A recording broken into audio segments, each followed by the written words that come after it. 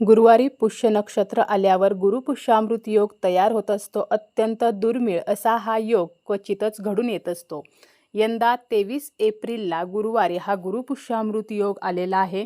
या दिवशी आपण काही वस्तूंची खरेदी केली तर त्याचे लाभ आपल्याला होत असतात, ज्यामुळे आपल्या घराची प्रगती होते, आपल्या मुलांच्या जीवनातील समस्या नष्ट होतात, माता लक्ष्मीचा आपल्यावरती कायमस्वरूपी आशीर्वाद राहतो.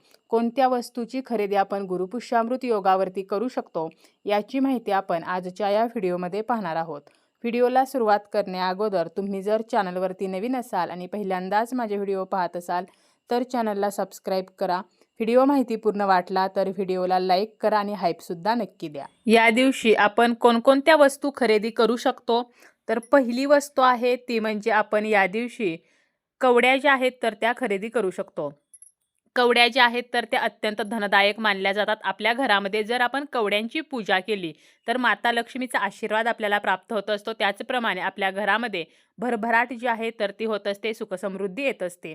आता तुम्ही या दिवशी 5 किंवा 7 कवड्या ज्या आहेत तर त्या खरेदी करू शकता. कवड्या खरेदी करताना त्या पिवळ्या रंगाच्या जर मिळाल्या तर अवश्य खरेदी कराव्यात. परंतु जर काही कारणाने आपल्याला पिवळ्या रंगाच्या कवड्या मिळाल्या नाहीत तर आपण पांढऱ्या कवड्यांची सुद्धा खरेदी करू शकतो. यानंतर दुसरी वस्तू आहे ती म्हणजे हळकुंड किंवा हळद. हळद जी आहे तर ती माता लक्ष्मीला आकर्षित करण्याचं काम करत असते. त्याचप्रमाणे आपण या दिवशी हळकुंड जी आहेत तर ती सुद्धा खरेदी करू शकतो. ज्यांना सोने खरेदी करणे शक्य होत नाही तर सोन्याऐवजी आपण हळकुंड खरेदी करावेत. त्याचप्रमाणे हळकुंड जी आहेत तर ती माता लक्ष्मी समोर ठेवून या हळकुंडाची आपल्याला पूजा करायची आहे.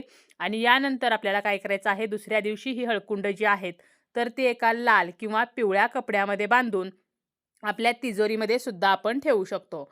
यानंतर आपण विड्याची जी पाने आहेत तर ती या दिवशी खरेदी करू शकतो. विड्याच्या पानाला सुद्धा शास्त्राच्या दृष्टीने अतिशय महत्त्व आहे. विड्याचं जे पान आहे तर त्याच्या टोकास लक्ष्मीचा वास असतो. त्याचप्रमाणे विड्याच्या पानाच्या उजव्या बाजूला ब्रह्मदेवांचा, विड्याच्या पानाच्या मधोमध सरस्वती देवीचा वास आहे. त्याचप्रमाणे विड्याच्या पानाच्या डाव्या बाजूला माता पार्वती देवी असतात तर लहान देटांमध्ये महाविष्णू आहेत. तसेच विड्याच्या पानाच्या मागील बाजूला चंद्रदेवतेचा वास आहे आणि विड्याच्या पानाच्या सर्व कोपऱ्यांमध्ये परमेश्वराचा वास असतो.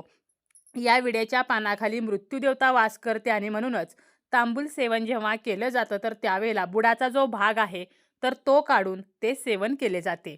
तर एवढं महत्त्व या विड्याच्या पानाला आहे.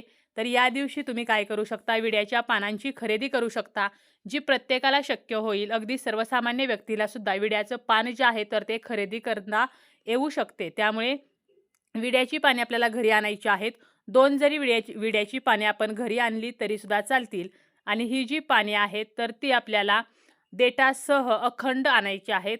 देठ जे आहेत तर ते माता लक्ष्मीकडे येतील. तर अशा पद्धतीने आपल्याला माता लक्ष्मीसमोर ही 2 एकावरती एक अशी पाने ठेवायची आहेत.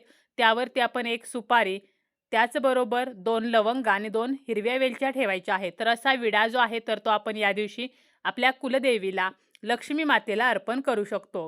त्यामुळे विड्याची जी पाने आहेत तर ती सुद्धा आपण या दिवशी खरेदी करू शकतो. यानंतर आहेत ते म्हणजे धने. धने जे आहेत तर ते माता लक्ष्मीला अतिशय प्रिय आहेत. त्यामुळे धने म्हणजे आपलं धन.